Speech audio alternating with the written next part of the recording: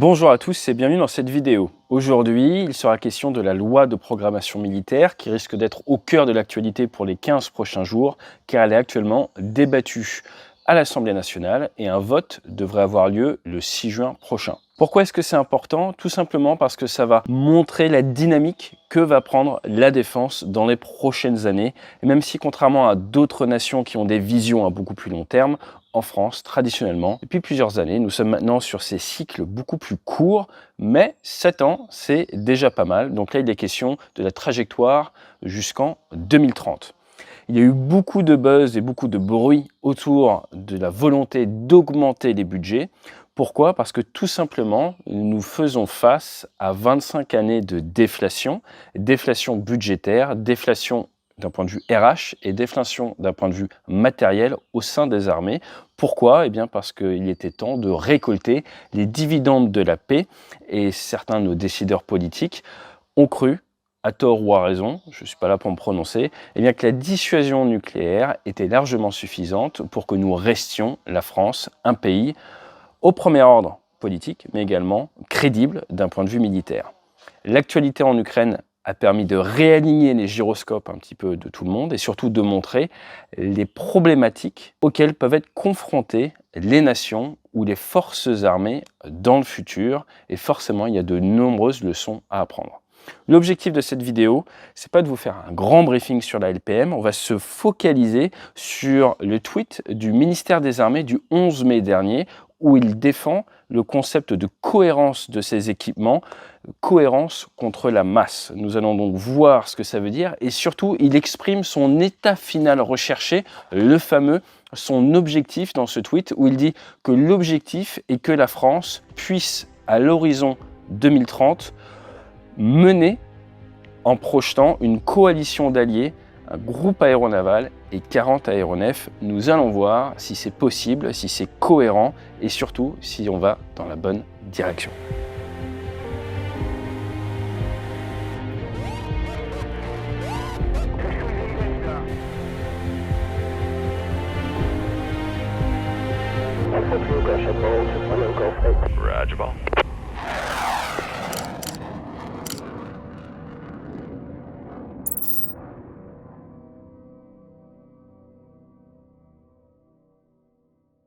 Avant toute chose, je pense qu'il est important de bien intellectualiser ce qu'il se passe lorsque vous avez un aéronef et que ce dernier n'a plus d'option. Qu'est-ce que je veux dire par là? Un aéronef, ça fonctionne grâce à 3 choses. L'énergie potentielle de pesanteur, donc l'altitude qu'il a emmagasinée, une énergie qui va lui permettre après de troquer sa hauteur contre de la vitesse qui est l'énergie cinétique. Donc un aéronef, ça a besoin de vitesse, la vie c'est la vitesse, les vitesses sont des options, vitesse qui se traduit donc par de l'énergie potentielle de pesanteur ou de l'énergie cinétique. Le troisième type d'énergie se trouve dans les ailes et c'est le pétrole. Donc vous avez ces 3 énergies à votre disposition et en tant que pilote, vous devez en permanence les manœuvrer, les utiliser, les optimiser pour être le plus performant possible. Durant la guerre froide, vous pouvez voir l'armée française comme un aéronef qui était monté progressivement à très haute altitude grâce en partie au général de Gaulle et d'autres gouvernements de cette époque-là. Nous étions dotés alors de l'arme nucléaire, ce qui a permis de faire sortir les Américains de France, je vous rappelle qu'ils sont toujours présents dans les autres pays européens, et de devenir un pays vecteur nucléaire souverain et autonome. Arme nucléaire que l'on peut mettre en œuvre avec le Rafale, mais également avec nos sous-marins nucléaires lanceurs d'engins qui vont être importants dans la LPM. Pourquoi je vous dis tout ça? Depuis l'effondrement de l'Union soviétique, cette énergie, elle s'est mise à diminuer. Le pétrole dans les ailes était moins présent. Vous l'aurez bien compris, le pétrole, c'est le budget. À partir de là, pour continuer à voler, la trajectoire des armées est allée vers le bas. Nous n'avions plus beaucoup de carburant, du coup nous avons dû troquer notre énergie potentielle de pesanteur et la conservation du carburant pour de l'énergie cinétique afin de ne pas nous écraser. Sauf que, regardez une aile delta. Lorsque vous êtes en vol comme ça, avec une bonne énergie cinétique, tout va bien. Si à un moment vous avez vraiment plus d'énergie et je commence à vous forcer à tirer sur le manche, vous allez monter en incidence. Au moment où vous passez une certaine incidence, aux alentours par exemple des 16 degrés sur Rafale, eh bien il va se passer que votre dégradation d'énergie va aller beaucoup plus vite. Vous voyez, votre aile, ça devient un aérofrein. Ça veut donc dire que initialement, votre décélération est lente. On va descendre vers la basse altitude, le format minimum que nous avons actuellement, et là, progressivement, monter en incidence, monter en incidence, monter en incidence. Et quand vous êtes bas et lent, si à un moment il y a le moindre souci, on l'a vu encore le week-end dernier en Espagne, on l'a vu également en 2010 en Alberta avec la perte d'un réacteur sur un F-18 à basse vitesse à haute incidence, vous n'avez plus de porte de sortie et ça va à l'accident. Donc la problématique, c'est quoi? C'est de bien comprendre qu'une fois que vous êtes bas et lent, ça va vous coûter énormément de pétrole pour, dans un premier temps, récupérer une bonne énergie cinétique et ensuite pouvoir monter et récupérer une énergie potentielle de pesanteur. Vous ne pouvez pas et vous ne devez pas essayer de monter en incidence comme ça. Vous devez d'abord essayer de pousser sur le nez et voyez ça comme récupérer de la RH, récupérer de la compétence et de la ressource humaine. Et une fois que vous avez récupéré de la compétence et de la ressource humaine, on peut monter à la vitesse optimale de montée vers de nouveaux niveaux de vol où là, vous avez plus de matériel. Vous l'aurez compris, le pétrole, c'est le budget. L'incidence, c'est le côté RH de vos armées. Et l'énergie potentielle de pesanteur, la hauteur, c'est ce que vous avez comme matériel. À partir de là, je pense que ça vous a ouvert les chakras pour bien comprendre ce dont on va parler aujourd'hui. Et nous allons donc parler de cohérence versus masse. Et nous allons surtout nous rendre compte qu'il y a un talon d'Achille dans ces objectifs annoncés par le ministère des Armées. Alors ce dernier annonce que la cohérence des équipements au regard des missions actuelles et futures, eh bien c'est plus important que la masse. Et je cite, avoir 1000 canons César ou Leclerc non maintenus sans munitions ne sert pas nos armées. Mais là, il y a un problème. Et le problème, qui est une leçon tirée de l'Ukraine, c'est quoi?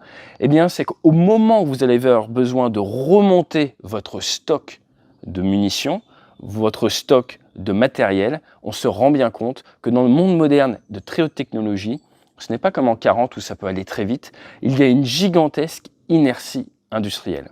Et il faut donc avoir un volume d'équipement qui vous permette de tenir jusqu'au moment où l'industrie va être capable à produire. Et c'est là où on se rend compte des incohérences du discours du ministre des Armées quand il nous dit que son objectif est de pouvoir déployer un groupe aéronaval et 40 aéronefs. Le groupe aéronaval en 2030, on n'en aura toujours qu'un seul. Par design, un seul groupe aéronaval, ça veut dire qu'il peut être disponible 40% du temps. Par conception également, il va pouvoir rester que plusieurs mois à la mer. Vous n'allez pas pouvoir le déployer en permanence. Donc ça veut donc dire que cette coalition d'alliés que l'on doit projeter et que l'on doit mener, nous n'allons pouvoir vraiment en garder le leadership et la mener que sur quelques mois. Nous sommes incapables de nous projeter dans la durée et nous sommes sur des échelles de temps tellement courtes que nous ne pourrons pas produire un nouveau groupe aéronaval ou même des nouveaux avions pour venir appuyer tout ça. Donc pour ce qui est du groupe aéronaval, ok, on va pouvoir le projeter pendant quelques mois. Et au bout de 5-6 mois, il va falloir le rappeler et on va être indisponible pendant de nombreux mois. Maintenant, si on a des pertes sur ce groupe aéronaval pendant cette projection de haute intensité, où l'adversaire va peut-être nous saturer de missiles, eh bien là, d'un point de vue vitesse et d'un point de vue altitude, donc d'un point de vue humain et d'un point de vue matériel, on va se retrouver sans option. Et on n'aura pas cette capacité à reconstruire de l'humain ou à reconstruire du matériel, puisque la capacité aura été perdue au combat, puisque quasiment tout notre personnel qualifié sera déjà déployé. Pour ce qui est des aéronefs, il parle de déployer 40 avions. 40 avions pour le format de l'armée de l'air, qui serait de 185 avions, en 2030 sûrement 135 Rafales, c'est absolument énorme.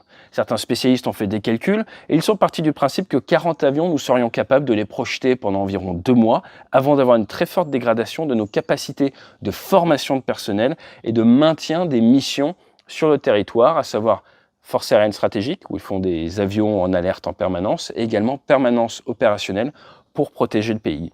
Donc nous partons sur un objectif, sur un postulat qui cache sa temporalité, qui pourtant est absolument clé dans la compréhension de ce que l'on veut et de ce que l'on peut attendre de nos armées à l'horizon 2030. Et faire ce choix de la cohérence contre le choix des masses se défend pour une projection de 2 à, je vais être gentil, 5 mois.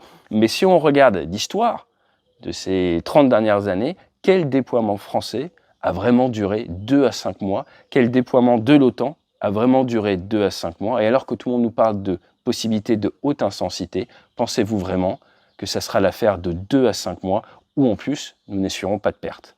Donc on est face à une incohérence complète qui passe bien d'un point de vue marketing, d'un point de vue communication, parce que l'on cache la temporalité. Et c'est pour ça que je voulais faire cette vidéo, pour vous remettre ce tweet dans un contexte de temporalité, pour vous montrer tout simplement l'absence de cohérence. Alors de quoi est-ce qu'on a besoin en fait? C'est pas tout de critiquer, et encore, je suis pas là pour critiquer, je suis là plutôt pour essayer d'ouvrir les chakras ou de vous faire réfléchir sur un angle différent. On l'a bien vu, si on reprend l'image du Rafale, ce dont on a besoin, dans un premier temps, c'est du pétrole. Le pétrole va permettre de rendre la main, de récupérer de la RH. En fait, ce qu'il nous faut avant tout, c'est de la RH. Il y a une volonté d'augmenter le nombre de réservistes, x2, un peu plus de x2 dans les armées, mais si on regarde le volume global des armées, je crois que c'est de l'ordre de 4 000 à 5 000 personnes sur 271 000 en plus sous 30 ans. C'est une erreur.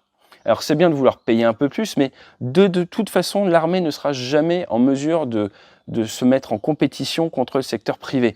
Un pilote de chasse, toute qualification en unité de combat, il ne gagne pas la moitié d'un copilote chez Air France. Donc on ne va pas dans l'armée pour le salaire. Il faut une solde minimum, on est d'accord, mais attention en fait à utiliser les bons leviers pour recruter les gens. Donc à partir de là, vous avez besoin de plus de volume. Pour augmenter ce volume, qu'est-ce qu'il vous faut? Il vous faut des écoles. Et ce qu'il faudrait faire, c'est augmenter nos capacités de formation, augmenter la taille de nos écoles, quelle que soit la spécialité, pour pouvoir derrière avoir une capacité, si un jour il y a besoin, à recruter plus en temps de crise et à livrer de la RH, livrer de l'humain, livrer du technicien, livrer de l'expert, livrer du spécialiste qui derrière pourra venir mettre en œuvre, énergie potentielle de pesanteur, le matériel qui, suite à une petite inertie industrielle, pourra remonter en puissance ou pourra être déstocké. Hein, c'est pas interdit de commander en avance et de stocker derrière si on stocke intelligemment. Mais le talon d'Achille, on le voit bien en Ukraine, on le voit partout, c'est ça. Et comment est-ce qu'on vient résoudre ce problème-là? Eh bien, ça passe, encore une fois, par la capacité de formation. Capacité de formation qui est beaucoup plus dure à mettre en œuvre que ce qu'on croit, car il faut pouvoir maintenir dans l'institution les instructeurs, et donc c'est toute une chaîne qui doit être réfléchie différemment, les contrats également qui peuvent être réfléchis différemment, et les moyens alloués aux écoles de formation qui peuvent être réfléchis différemment. Durant la Seconde Guerre mondiale, le Canada formait 50 000 personnels navigants par an. Nous en reparlerons sur la chaîne, c'était The Plan au niveau du Commonwealth. Tout est possible, mais il y a cette inertie et ça doit commencer par ça. Et quand je regarde toutes ces déclarations, ce que je vois comme talon d'Achille, c'est toujours pareil, cette RH. Car si au combat, nous sommes surpris, si au combat, nous avons de l'attrition, qu'est-ce qu'il va tout de suite nous manquer? Il va tout de suite nous manquer les combattants, les spécialistes, car pour mettre en œuvre ces bijoux de technologie, il faut du personnel très formé, et ça se travaille sur la durée.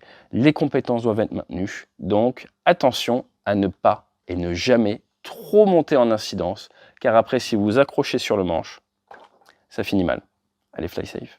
Les budgets annuels militaires, à terme, arriveront à 69 milliards d'euros, là où les budgets sociaux de la nation représentent 840 milliards d'euros par an. Là aussi, les chiffres sont têtus et je pense qu'il ne faut pas contre-informer notre opinion publique et nos concitoyens. Après, il peut y avoir des débats, ils sont nobles, sur le niveau de répartition, mais ne montons pas les budgets de la nation les uns contre les autres. C'est comme ça qu'on affaiblit la nation et c'est comme ça justement qu'on abîme l'acceptabilité sociétale de ce que font nos forces armées au service de la sécurité collective.